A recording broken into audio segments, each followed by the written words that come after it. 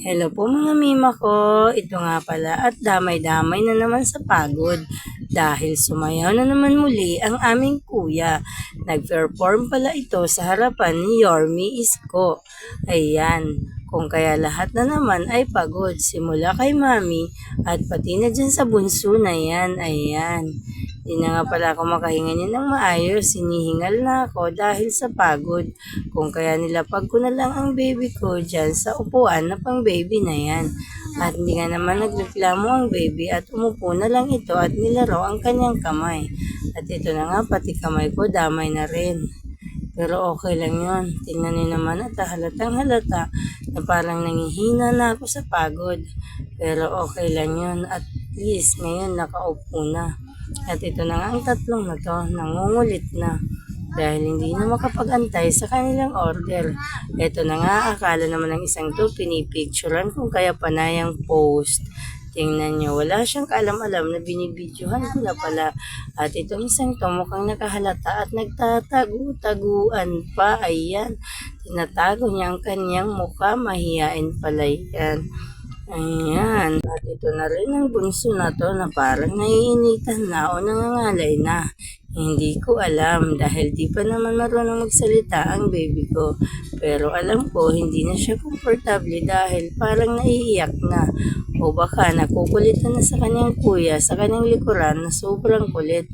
Ang kulit-kulit na naman kasi ng kuya na yan. Yan ang aming pangalawang si Jam Jam. Survivor pala yan. Kung kaya naging ganyan kakulit yan dahil sa pangungusintin ng kanyang mama. Ayan, love na love kasi ni mama niya yan nung maliit pa yan. At syempre hanggang ngayon, survivor namin yan eh. Pero lahat naman sila, love na love ko. E syempre, lahat naman yan, anak ko, survivor man yan o hindi. Pero dahil masyadong binibig si survivor, kung kaya't ganun kakulit. Ito na nga, nagutom na nga pala ang baby at dumede. At bigla naman dumating ang order ng mga kuya na ito, kung kaya't pinakain ko na sila agad-agad. Ayan, ini-enjoy nga pala ni Survivor ang kanyang coke flute.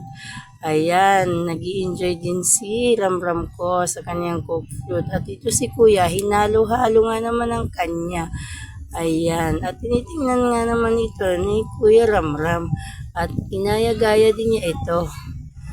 Ayan, kitang-kita niyo naman, gaya-gaya din ang maliit na yan. Ayan, dali-dali na nga palang kumain itong si Jam Jam. Nagutom na kasi yan sa kakaantay sa kanyang kuya dahil mas makulit yan kaysa dun sa sumasayaw. Ito na nga, makakain na nga lang din tayo dahil gutom na nga talaga. Ayan, pero syempre pakakain din natin ng maliliit na yan. Ayan, ayan mo nga naman nagkalat na nga sa kanyang pisngi o mukha ang mga kanin.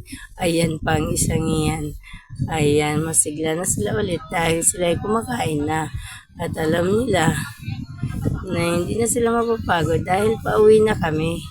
Ang hirap nga naman mag-antay nang hindi ka nakaupo. Nakatayo ka lang habang nanonood at nagbibidyo-video ng kanilang sayaw. At ito na nga at paubos na ang pagkain nito ni kuya. Hindi na nakontento at kinamay na. Ayan, ay mahilig nga pala magkamay itong aming kuya. Kung kaya kahit saan kumain ito ay kinakamay. Kahit sabihan mo itong walang hugasan, eh magpupunas na lang daw siya ng wipes or tissue. Kung anong available, yun ang ginagawa niyang pamunas. Ayan. Dahil hindi daw siya nabubusog sa pagkukutsara dahil nasanay ito magkamay. Ito na nga, kakainin na natin itong tira ni Baby Ramram ko. Ayan na. Ayan, ayaw na kasing ubusin, hindi kay mama na lang. Ayan, ubos ka ngayon sa akin. Wala na Ramram ko, ubos na yung pagkain mo, kinain niya ng malaking pusa. Ayan, ubos na pala at sila'y uuwi na. Dahil tapos na sila kumain. Bye-bye!